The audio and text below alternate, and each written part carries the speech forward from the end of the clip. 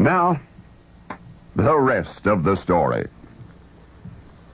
Newcomers to the New England countryside are routinely warned, should one go hiking near the bogs and encounter a particular berry, he should leave it alone. Forbidden fruit. Not edible. An unsuspecting city slicker probably would not die from eating it, though he might think he was dying, because the berry is an astringent, loaded with acid. Its mere presence in the mouth causes violent contraction of tissue. Virtually on contact, saliva stops flowing, the mouth dries up, the tongue swells, the lips distend painfully. Rabbits, bears, deer, animals characteristically fond of berries won't even go near this one. Because it grows in acid soils of peat and vegetable mold, even its plant companions are limited. Among its few fine-rooted friends is poison ivy. That's the kind of company this berry keeps. If one were determined to eat some, he'd have to drown 4 cups of berries in 2 full cups of refined sugar, but no thank you, you say. You're in no way inclined to partake of this botanical bummer. Well, as you might have imagined, the bitter berry with no apparent earthly use is used for something.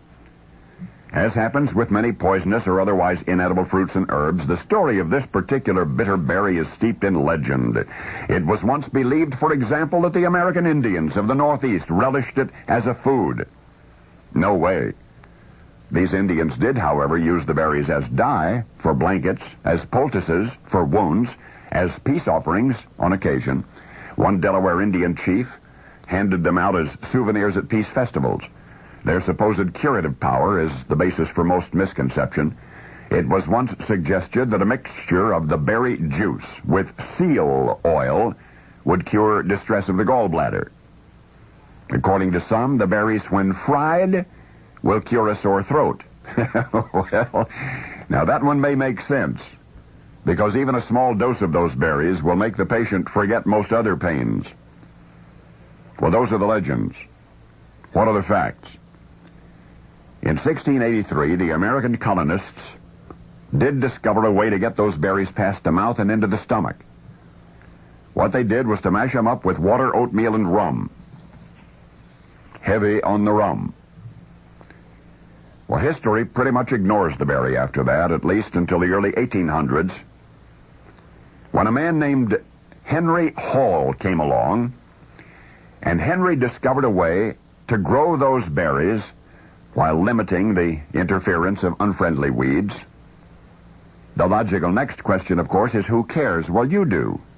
You really do, because this year, Americans alone, just United States of Americans, 6% of the world's population, will consume 2.5 million barrels of those berries.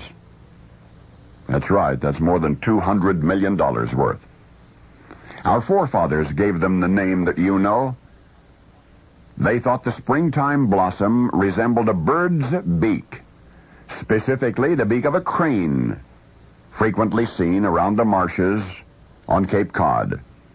And so the bitter berry, for which there was no apparent earthly use, the tiny, inedible fruit made palatable through food processing with lots and lots of sugar, you're going to be enjoying during Thanksgiving dinner tomorrow.